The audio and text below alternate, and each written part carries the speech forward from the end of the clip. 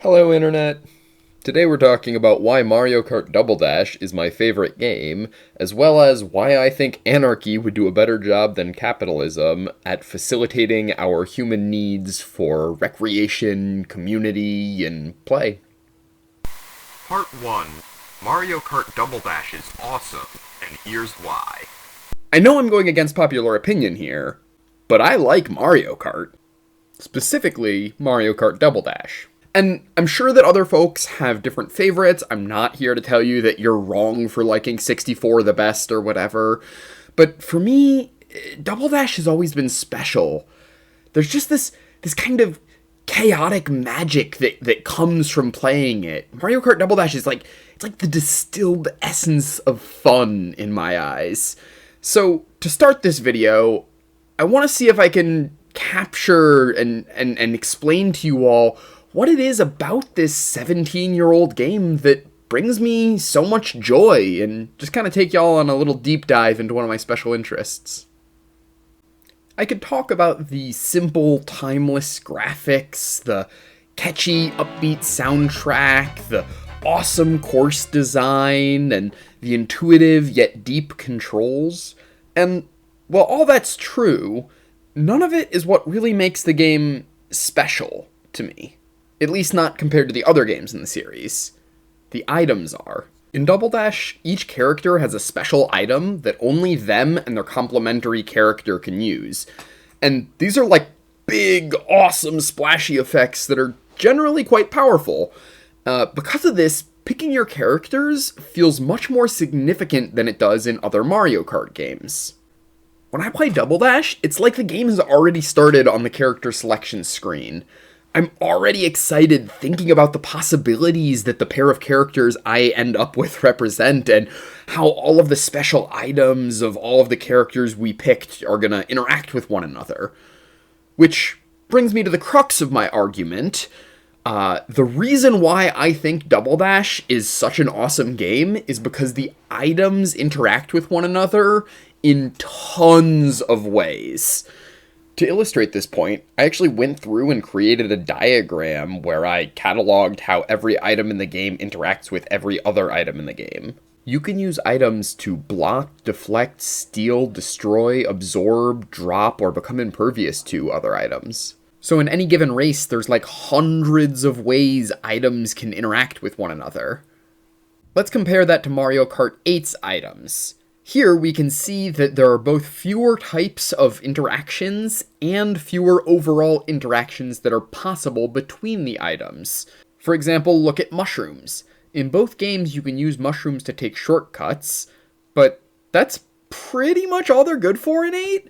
Like, the only other thing that they can interact with in the game is that it negates blooper ink. Cool. Now look at mushrooms in Mario Kart Double Dash.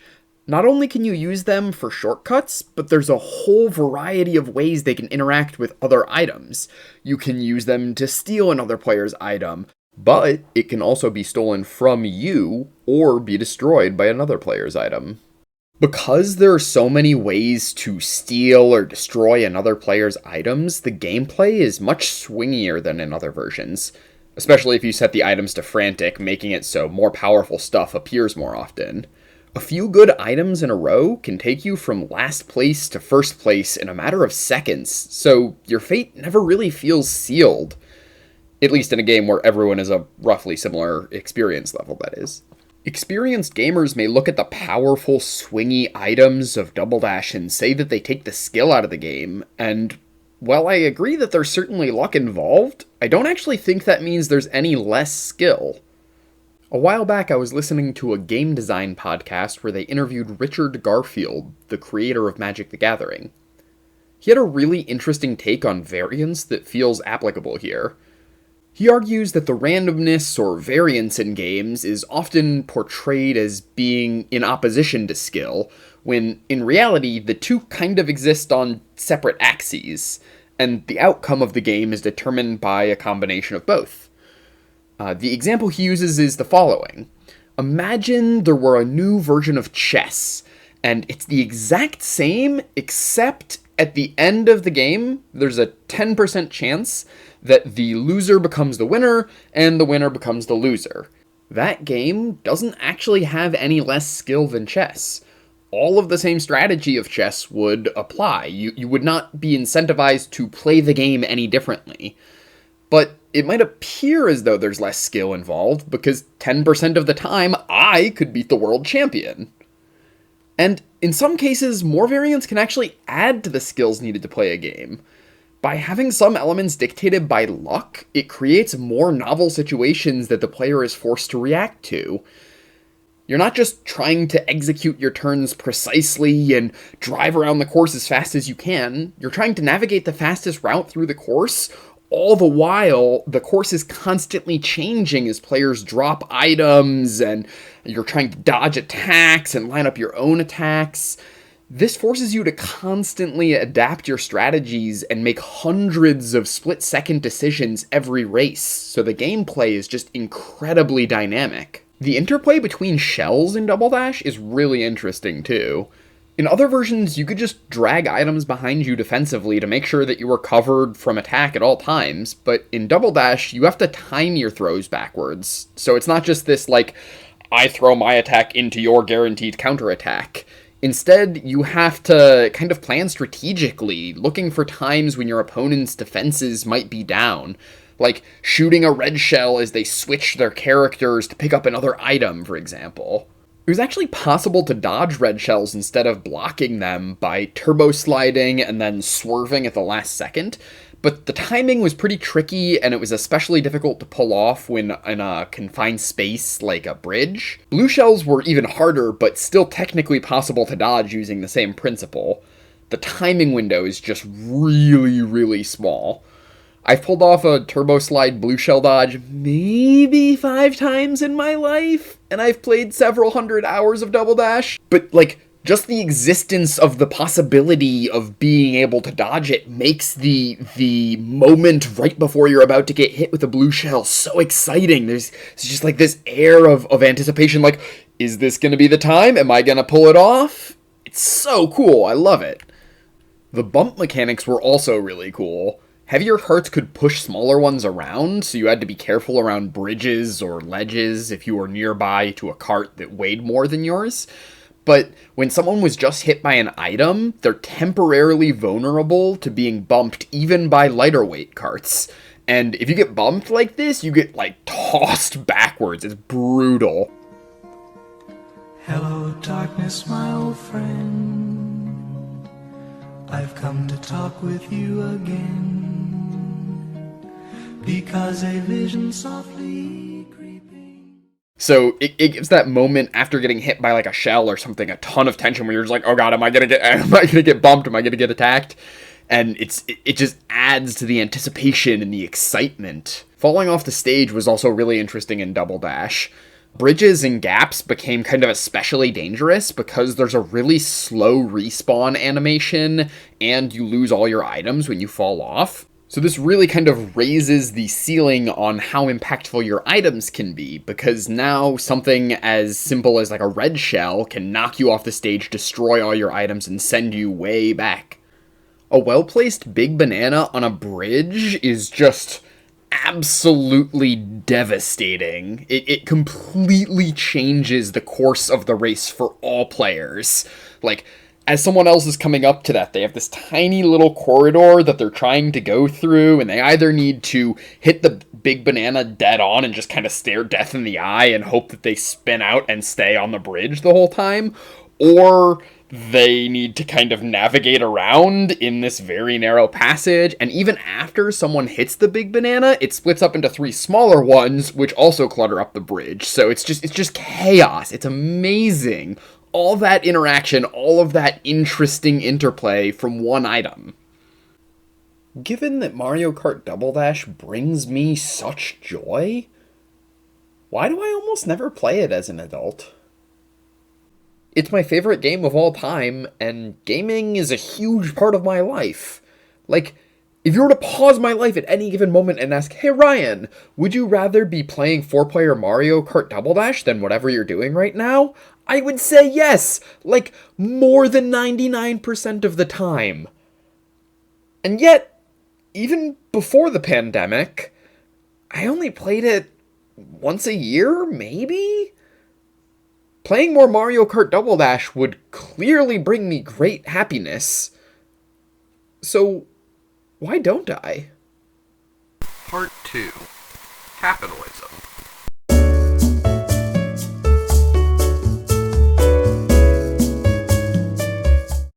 The capitalist would argue that I am free to do as I wish, so if I don't play more Mario Kart, it's my own fault for not making that happen.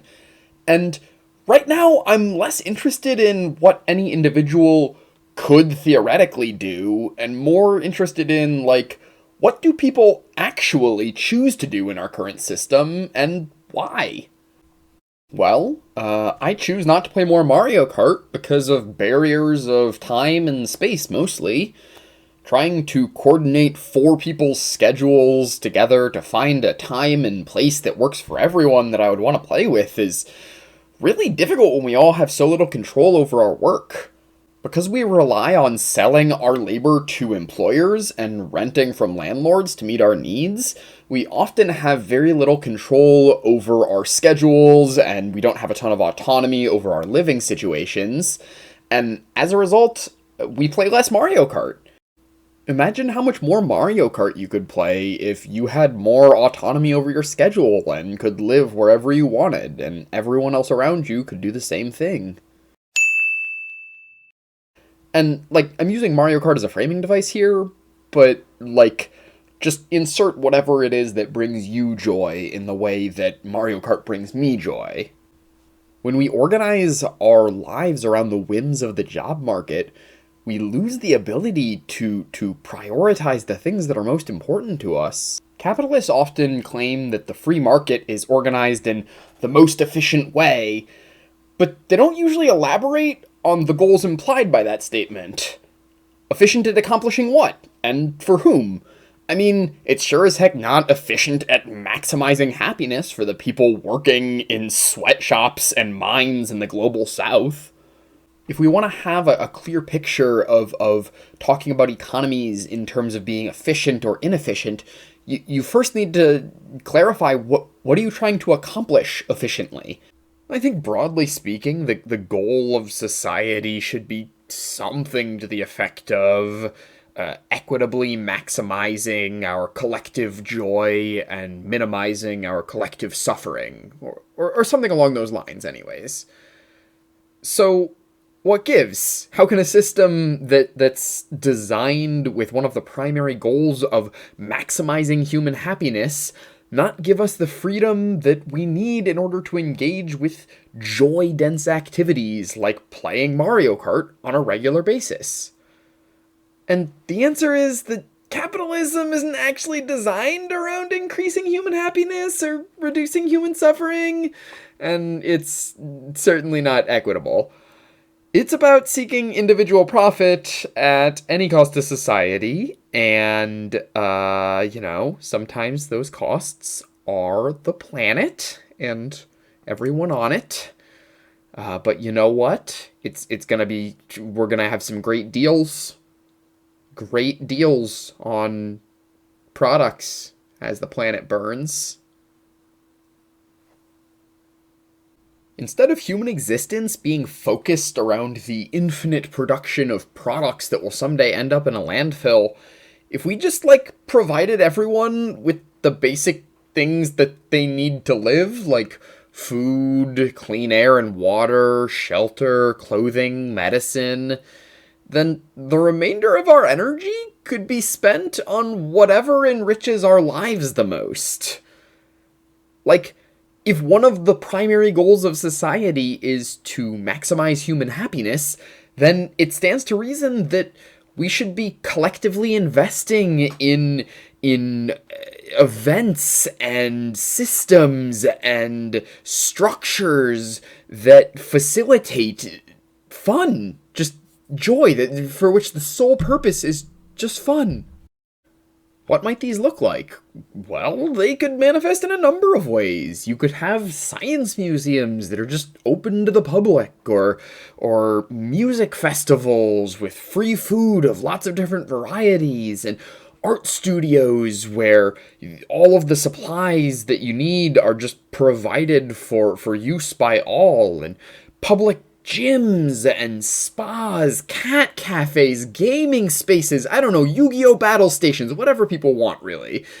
During the pandemic, this is a little bit trickier, but organizing virtual or social distant events is still possible. In fact, just this last weekend, I volunteered to help out at a socially distant water rocket launch. So much fun. Oh my gosh. I just got to, geek out about science for a couple of hours and launch some rockets and do some experiments. And we, tested, how would it work differently if we do it with, a different amount of water? Or, if we do sand in the nose cone versus no sand in the nose cone? How does the extra weight affect it? And, it was so fun. Now, I suspect a lot of people might look at these ideas that I propose and call them a socialist utopia and claim that we don't have the resources to do things like that. So I'm going to show my work on this one. Part 3. I analyzed the Ann Arbor District Library's operating budget and services. When I was growing up, I attended these big public Mario Kart and Super Smash Bros. Tournaments hosted by the Ann Arbor District Library once a month. And holy cow, these were cool. They set up 8 TVs with 4 controllers each, so 32 kids could play at a time, and sometimes upwards of 100 people would show up, so they'd have to rotate through groups. But while you were waiting for your turn, they had tables where you could just hang out and eat free pizza and drink soda, and then they had a big projector screen where feature matches would be commentated on by either the library employees or older high school students that were between their rounds. And it was just there was just this festive air to the tournaments. It was so cool. For the Mario Kart one especially, when they would get to the final rounds, they would switch over to local area network and hook up all 8 GameCubes together, so each person had their own screen, and the commentators were able to switch between screens on a big projector as everyone cheers on the players. Absolutely amazing. So much fun. I look forward to these for just weeks on end. It was the best. How much did this amazing service cost, I wonder? So I put together a spreadsheet with all of the equipment that they needed to run this event to get a sense of how much the startup cost of this program was. So using my estimate of a little over $7,000 as the startup cost, which I'll also note is not entirely accurate because a lot of that stuff is either stuff that the library already had or could repurpose in between tournaments, the only purpose of a projector at the library is not to play Mario Kart, as well as my estimation of the marginal cost of each subsequent event. I have it about $850. We can calculate the 5-year average cost of how expensive is it for someone to attend one of these tournaments. And it works out to right around $13. $13 for 2 to 3 hours of entertainment, unlimited soda, a couple slices of pizza, and a chance at winning some prizes. Side note, I don't really love the system where kids who are better at video games win prizes. That feels like it's got some kind of icky class stuff going on there.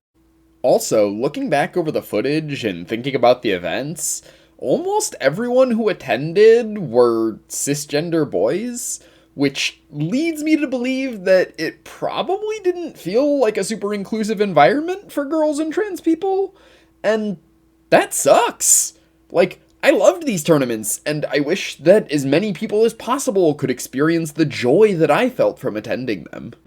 And these tournaments would have been even bigger and more exciting if more people felt included and like they could comfortably participate. Instead of 75 people at each event, we might have had 150. So how does the cost of the tournament compare to a similar experience offered by the free market at the same time? Well, let's compare that with spending an afternoon at Digital Ops, a local business where you could pay to play games with your friends on computers, game consoles, etc., that existed in my city at the same time as those tournaments were happening. They charged $5 per person per hour for gaming, plus $2 for each soda, and I can't remember if they had pizza or not, but if they did, I gotta imagine it was at least a couple dollars per slice. So, a similar experience provided by the free market, which also, I'll note, was not as fun as the library tournaments, for me at least. For that similar experience, the overall cost is somewhere in the like $15 to $25 range. So, not only are we paying more for a less fun experience, but it's also putting the human needs for recreation, community, and play behind a paywall so many people can't afford to participate. I see capitalism as a barrier to the fun that communities could be having together, and that just makes my heart hurt, honestly. I really wish that people could have more time to connect with one another and just have fun together. Now, you might be sitting there thinking, well, yeah, that's all cool for people who like Mario Kart, but what about for people who don't care about Mario Kart? Why should they have to pay for some kids to play video games? And I guess I would answer that with a question. What kinds of programming would you like to see exist that would help meet your needs for recreation? Because we can probably make it happen. When we invest in this way, we're able to very efficiently meet our needs, so we're able to do lots of different programming. Like, in 2018, the Ann Arbor District Library hosted 2,305 programs.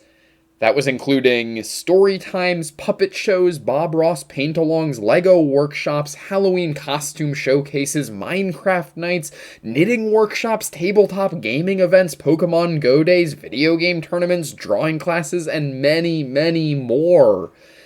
I once went to an interactive lecture about the history of perfume, where I got to smell historically accurate recreations of scents that were thousands of years old.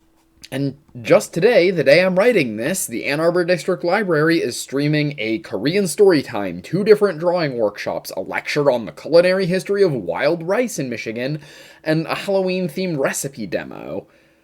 The Ann Arbor Library functions like a giant community center. A couple of years ago, I actually got in touch with the people who used to run the library tournaments when I was growing up, and I basically reached out and asked, I said, hey, I've got some ideas for tournaments that I think would be really fun and would love to introduce some kids to these like retro and indie games, and they were able to hook me up. I got to do a little bit of contract work for the library and introduce kids to games that bring me joy. It was super cool, and the kids loved it. So, overall, what is the total cost per person to provide all of these services? Well, if we look at the total operating budget of the library, I found a report from 2018, and divide it by the population of the city at that time, we can get a measurement of how much the library costs per resident. $121.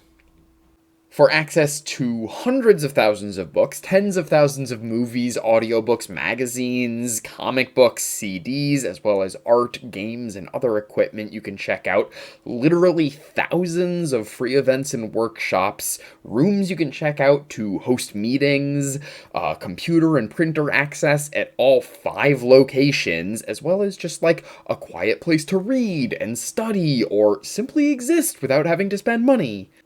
Now, imagine the possibilities of what we could accomplish if we spent even more of our resources in this collective way.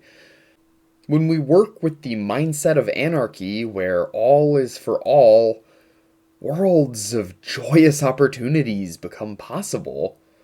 Part 4. What is anarchism, and how does it relate to Mario Kart and libraries? Anarchism is a political philosophy built on the belief that all hierarchies should be considered illegitimate unless they can demonstrate that they are beneficial and necessary to society. The police as they currently exist in the United States would be a perfect example of the kind of hierarchy that anarchists oppose. In short, anarchists believe that if we didn't have the police enforcing the inequalities of capitalism through violence, like evicting someone who's unable to pay rent, people would organize themselves in more equitable ways that would focus on meeting human need rather than having an economy driven by rich people exploiting an underclass. I mean, think about it. Without the police enforcing homelessness and hunger through violence, why would anyone work a crummy job that they hate? Capitalism is a system that's built on insecurity. It encourages selfishness because your individual fortune could change at any time. So, in order to secure your personal ability to meet your future needs, you are encouraged to hoard resources that other people need right now. Anarchism basically seeks to sort of smooth over the ups and downs in our individual lives by ensuring that everyone is cared for, regardless of what's going on in their life, with the understanding that everyone needs some support sometimes. We are collectively the strongest when we can support one another. Humanity as a whole benefits from freely sharing resources and knowledge in the pursuit of meeting human needs. Libraries and community centers are institutions that are open to the public and are designed to meet the human needs of learning, recreation, community, and play. Thus, they are examples of anarchist thinking in practice. Though, it's worth pointing out that because we live in a world shaped by colonialism and capitalism, the libraries that we have now have been influenced by the greater context of the society that they exist within. So, for example, the library where I live in Ann Arbor has over $16 million of funding. Note it's actually slightly overfunded. It has a little bit more funding than expenditure. Whereas the Detroit Public Library has only around half of that, 8.5 million, despite Detroit's population being more than 5 times Ann Arbor's. Anarchists want everyone to have access to awesome public libraries and community centers, not just people who live in rich, mostly white areas. Look, anarchists are not trying to create some kind of post-apocalyptic hellscape like mainstream media might have you believe. In fact, we would very much like to avoid the upcoming climate apocalypse. That's like one of our big things that we think that society should do is to stop destroying the planet. Anarchy just means like everyone gets access to the stuff that they need to live, so no one is beholden to giant corporations that are destroying the planet and brutally exploiting the global south. So rather than letting all the rich people at the top write all the rules, we make sure that everyone's basic needs are met, and that way they have the freedom to organize their lives in whatever ways make them happy. I guess what I'm trying to say is that, as an anarchist, it is my political stance that we should organize society not with the goal of maximizing profits, but with the goal of helping humanity play more Mario Kart. Hey, thanks for watching! I appreciate everyone's patience with me while I was getting this video out. Things have been pretty chaotic for me lately. School started, and that was like 6 hours a day of Zoom calls 4 days a week, which was super hard on my nervous system, and I really was finding it hard to get work done on my videos at all while I was doing that, so I actually ended up quitting my day job at the middle school. And then shortly after that, I ended up going out of town for a week, visiting some family out on the East Coast. And while I was out there, I actually got eyeballed. And, you know, it's exciting to have such a large audience. And also, it's a little bit overwhelming and scary.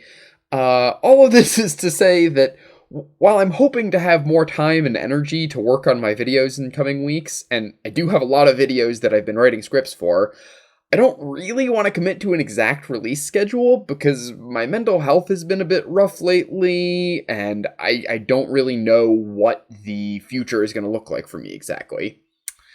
Anyways, if you found this video insightful and want to try in vain to sate the ceaseless hunger of the YouTube algorithm, then you can like, comment, or subscribe.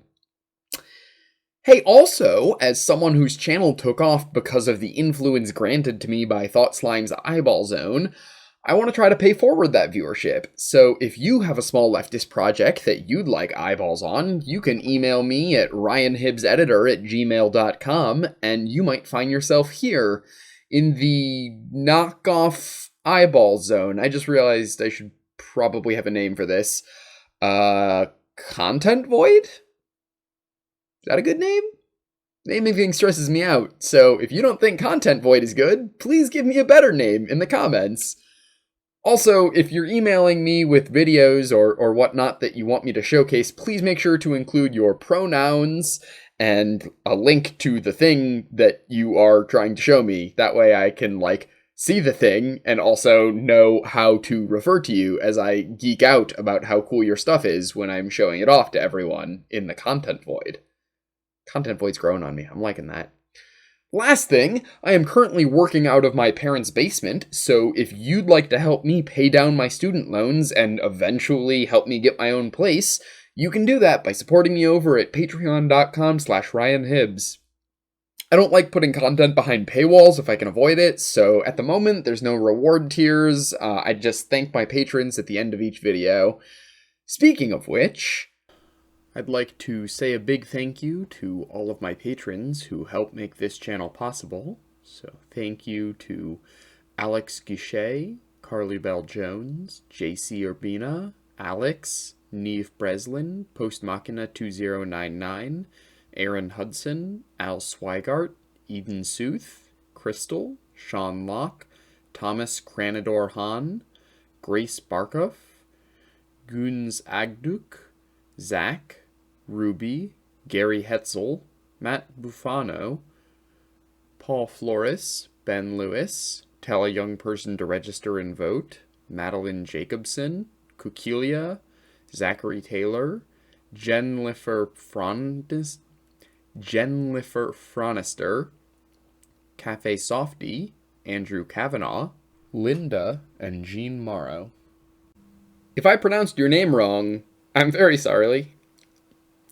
And also, I struggle to say I'm sorry, so you can imagine how difficult names are. Just, please correct me, in the comments. You can do, a phonetic spelling, and I will do my best to not mess up the same name twice at the very least. Okay, that's finally everything. See y'all next time.